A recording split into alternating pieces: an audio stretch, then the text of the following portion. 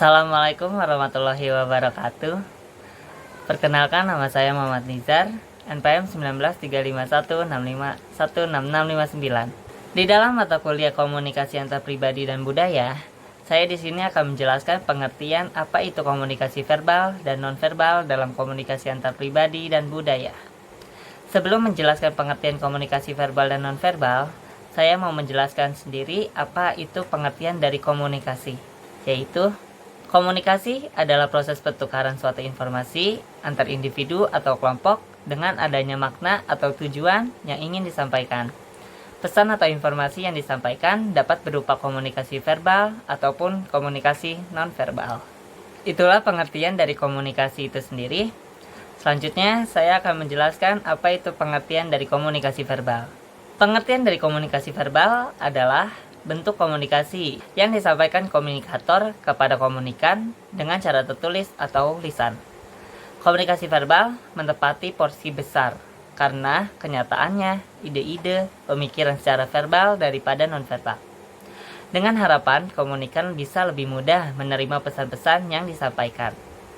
Adapun contoh-contohnya yaitu contoh dari komunikasi verbal melalui lisan, yaitu saat seseorang yang sedang berbicara melalui telepon, ataupun seseorang yang sedang melakukan video call, dan ataupun seseorang yang sedang berbicara dengan tatap muka. Sedangkan komunikasi verbal melalui tulisan dilakukan dengan secara tidak langsung antara komunikator dan komunikan. Proses penyampaian informasinya dilakukan dengan menggunakan media surat, lukisan, gambar, grafik, atau chatting di media sosial, dan lainnya. Dan adapun pengertian dari komunikasi nonverbal. Komunikasi nonverbal adalah proses komunikasi di mana pesan disampaikan tidak menggunakan kata-kata. Komunikasi nonverbal juga menempati porsi penting. Banyak komunikasi verbal tidak efektif hanya karena komunikatornya tidak menggunakan komunikasi nonverbal dengan baik dalam waktu bersamaan. Melalui komunikasi nonverbal, orang bisa mengambil suatu kesimpulan mengenai kesimpulan tentang berbagai macam perasaan orang, baik rasa senang, benci, cinta, kangen, dan berbagai macam perasaan lainnya. Bentuk dari komunikasi nonverbal itu sendiri diantaranya adalah bahasa, isyarat, ekspresi wajah, sandi, simbol-simbol, pakaian seragam, warna, dan informasi suara. Adapun contoh-contoh dari komunikasi nonverbal yaitu saat kita berkomunikasi dengan menggunakan gerak isyarat, bahasa tubuh, dan ekspresi wajah. Bahasa isyarat dan tulisan tidak termasuk sebagai komunikasi nonverbal karena menggunakan kata. Dan adapun contoh lainnya dari komunikasi nonverbal, seperti saat kita menggunakan gerakan tangan untuk menunjuk dan meminta sesuatu kepada orang lain, dan melakukan kontak mata, itu juga termasuk dari komunikasi nonverbal. Komunikasi verbal dan nonverbal pada hakikatnya saling terkait dan saling melengkapi.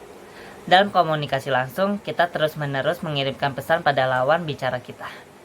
Komunikasi nonverbal sering terjadi secara otomatis dan tanpa kita sadari dan tanpa kita kontrol. Contoh ketika kita marah atau senang, kita cenderung berbicara lebih cepat dan lebih keras. Hal ini terjadi karena kita mengalami perubahan emosi. Komunikasi nonverbal juga melengkapi komunikasi verbal. Ketika kita mengatakan satu hal, jika gerak-gerik tubuh kita tidak mendukung, orang tentu tidak akan percaya. Semisal kita berkata sudah mengerjakan tugas, namun dengan nada ragu-ragu, teman kita pasti tidak akan ada yang percaya. Dan itulah penjelasan pengertian dari komunikasi verbal dan nonverbal dalam komunikasi antar pribadi dan budaya. Kurang lebihnya mohon maaf apabila ada kata-kata dan intonasi nada yang terlalu cepat. Saya Muhammad Nizar undur diri. Wassalamualaikum warahmatullahi wabarakatuh.